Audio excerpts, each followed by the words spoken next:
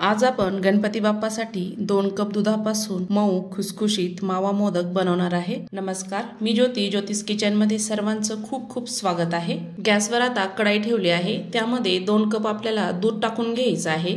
या दुधामध्ये मी अजिबात पाणी वापरलं नाहीये, तसंच दूध वापरायचं आहे आपल्याला। त्यामध्ये 1 चमचा साजूक तूप टाकायचं आणि छान मिक्स करून घ्यायचं आहे। दुधाला छान उकळी आणायची आहे, एक 5 मिनिट छान उकळून घ्यायचं।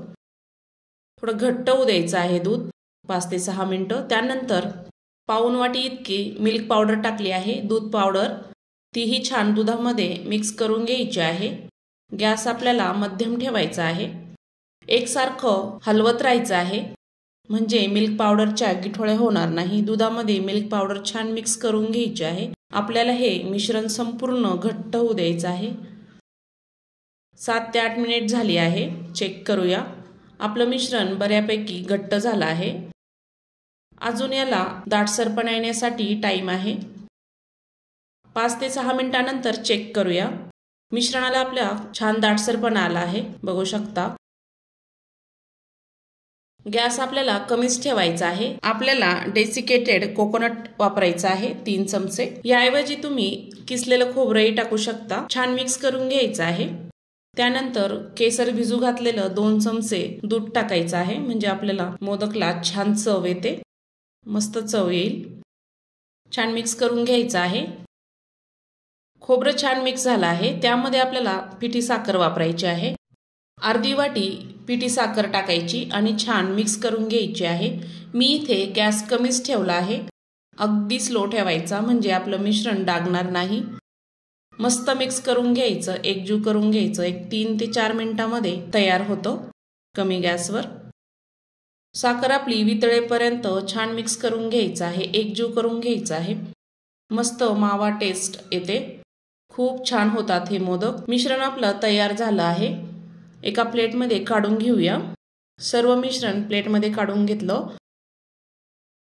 संपूर्ण आपल्याला हे थंड होऊ द्यायचं आहे। मी इथे सर्व मिश्रण थंड होऊ दिलं। मिश्रण आपल्याला छान एकजीव करून घ्यायचं, हाताने मिक्स करून घ्यायचं आहे आणि साच्याच्या साहाय्याने आपल्याला याचे मोदक तयार करून घ्यायचे। मी इथे एक साचा घेतला, त्याला तूप लावून घ्यायचं आहे। तुम्ही छोटे किंवा मोठे मोदक बनवू शकता। मी हा छोट्या साईजचा मोदकचा साचा घेतला।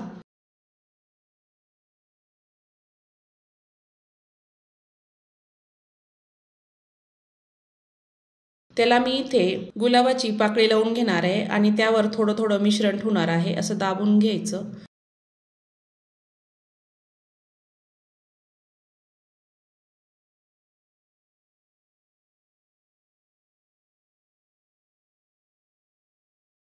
बंद करायचं आणि हलक्या हाताने मिश्रण त्यामध्ये दाबून घ्यायचं आहे।